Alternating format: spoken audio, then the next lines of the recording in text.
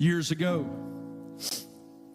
we were in the Burlington meeting under the tent, and me and Heath are walking around. Everybody's gone. We're about to shut the lights off.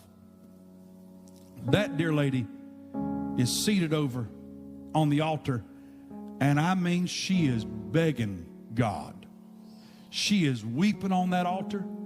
I didn't know you. I thought you was getting saved. I didn't know what was going on.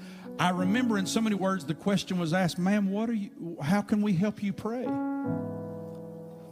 Forgive me if I misconstrue this a little bit. It was a long time ago.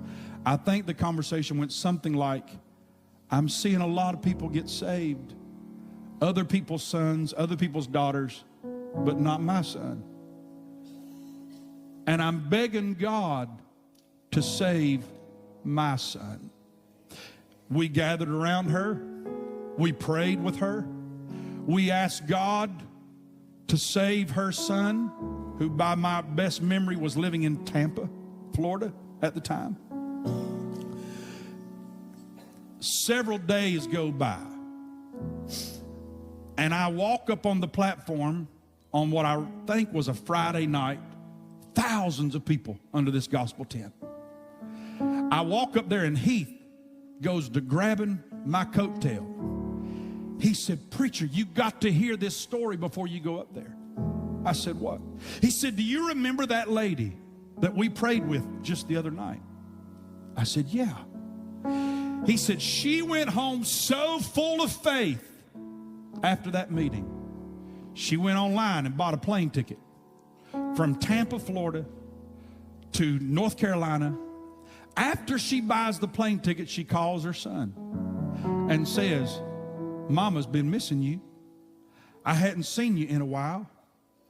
I want to see you. I miss you too, Mama. Yada, yada. Well, I bought you a plane ticket. Oh, when is it, Mama? Tomorrow. I need you to get on that airplane. I want you to come. She don't say nothing about church. She don't say nothing about revival. She don't say nothing about no preacher. She said, Mama wants to spend some time with you. Get on the plane. I'll pick you up and take you and get you something good to eat. Guess what? He does get on the plane. He does fly to North Carolina. Mama does pick him up at the airport. Mama does take him and get him something good to eat. He had flip-flops on, cargo khaki shorts. I remember like it's yesterday, had a shirt on and a hat side. And I'll never forget, Heath said he had no clue where he was coming. But she has brought him to this gospel tent. Could you imagine that conversation? Something like, where are we going? To a community event? You mean like a circus? Yeah, something like that. It's going to be great. Brings him to the gospel tent. Look here, you had to get shuttled from there was so many people that we had hospitals on the other side of town. They were shuttling in people from the other side of town. Once you got there was no way back to your car. They get off that shuttle and people's walking under that tent with Bibles under their arms.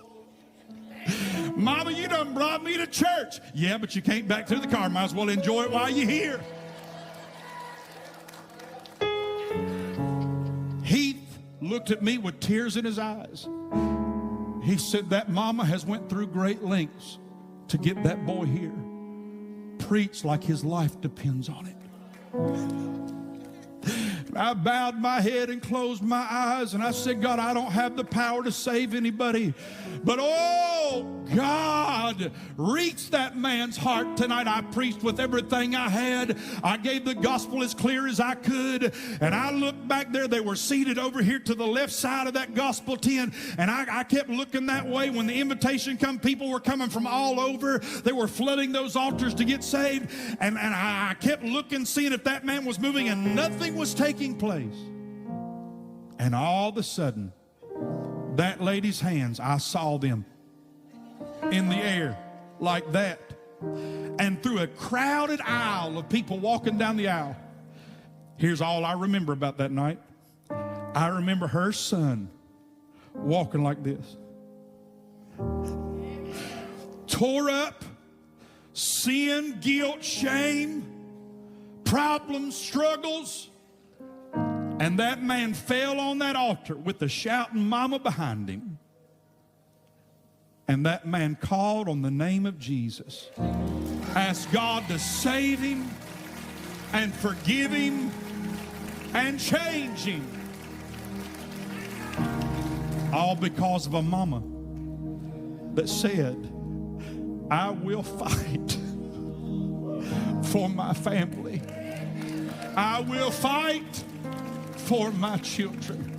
Aaron, you got to fight for your babies. The devil's coming. The devil knows their names well. He's got pictures on his wall of your babies. And this ain't no time to be lethargic or passive. Listen to me, God. The devil's got a picture of your little girl, and he's got little schemes of how he's going to get them. And he's got to find praying daddies and praying mamas. Listen to me. You got to be vigilant. You got to be vigilant, knowing that we have an adversary that wants your family, and he wants your marriage, and he wants your home. Listen, some of you boys ain't even married yet. You better be praying for your wife long before you ever meet her. God, keep her right. God, keep her straight. God, keep things, keep her clean. God, you got to pray for your family before you ever meet them. Oh, God, touch my family. Every grandma and grandpa, just because you're not the daddy or the mama no more, does not abdicate you from the responsibility. You got to pray for them kids.